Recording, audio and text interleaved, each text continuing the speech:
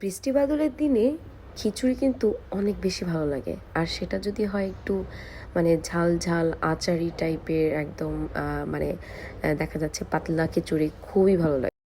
So সন্ধ্যার দিকে আমি আর আমার বোন মানে খেতে ইচ্ছে করতেছিল, পরে প্ল্যানিং করছি যে আমরা বাইরে যেয়ে মানে খিচুড়ি এবং হচ্ছে গরুর মাংস দিয়ে খেয়ে আসবো, কিন্তু সময় স্বল্পতার কারণে আমরা আর যেতে পারিনি। দেন রাত বাজে হচ্ছে 12:30, তখন ও ডিসিশন নিয়েছে যে ও হচ্ছে মানে খিচুড়ি রান্না করবে। সো যেহেতু ভাত ছিল, তো ভাত নষ্ট হবে কেন, ওই ভাতটা দিয়েই হচ্ছে খিচুড়ি রান্না করতেছিল। দেন হচ্ছে সকল ধরনের কাঁচামরিচ, পেঁয়াজ, তেল, তারপর হলুদ, মরিচ, লবণ এগুলো সব মানে জাল দিচ্ছিল, আর আমি পাশাপাশি এগুলো কেটে দিচ্ছিলাম, যেমন আলু, টমেটো কেটে দিয়েছিলাম। এই তো ভাতগুলো ছিল, এই সবগুলো ভাত দিয়ে এই খিচুড়িটা রান্না করা হচ্ছিল। দেন হচ্ছে এই তো আদা রসুন বাটা সব কিছু পরিমাণ মতো দিয়ে দেন টমেটো, আলু দেওয়া হয়েছে। যেহেতু আমরা মাত্র 4 জন খাবো, তার মধ্যে হচ্ছে 2 জন খাইনি, আমি আমার বোনই রাতে খেয়ে ফেলেছি। এই যে তো বাসায় হচ্ছে চিকেন ছিল, যার কারণে চিকেনগুলো বের করা হয়েছে, যদিও আমার চিকেন একদমই পছন্দ না।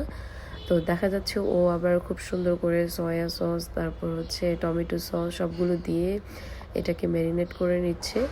সো যার 4 জন খাবো দেখে জন্য 4 পিসই নিয়েছি, বেশি নিইনি। আর আমি তো খাবোই না, তারপরও নিয়েছে।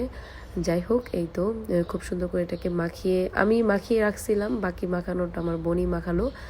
দেন হচ্ছে কর্নফ্লাওয়ারও দেওয়া হয়েছে।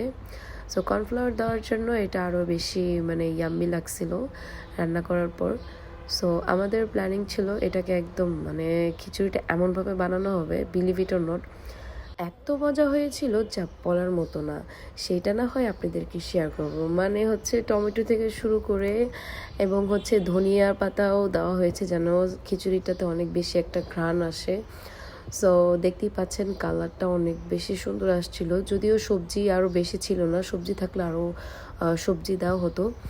আর পাশাপাশি হচ্ছে এখানে আমরা আচারও ইউজ করেছি, কারণ আচারে একটা গ্রান থাকবে, স্মেলটা উফ জাস্ট অসাম।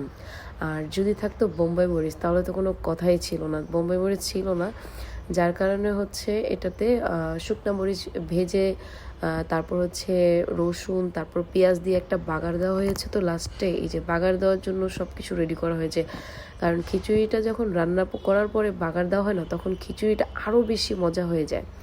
সো যার কারণে এটাকে বাগার দেওয়া হচ্ছে। আর পাশাপাশি হচ্ছে চিকেনগুলো হয়ে গিয়েছে, তো এখন খেতে বসলাম।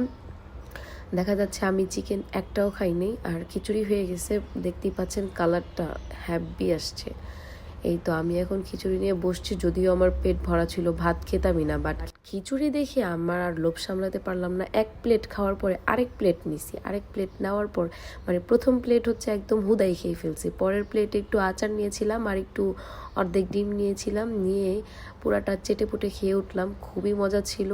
সো যারা যারা যে রাতে অনেক ক্র্যাভিংস উঠে এভাবে খিচুড়ি বানিয়ে খেতে পারেন, অনেক বেশি মজা। সো টাটা, আল্লাহ হাফেজ।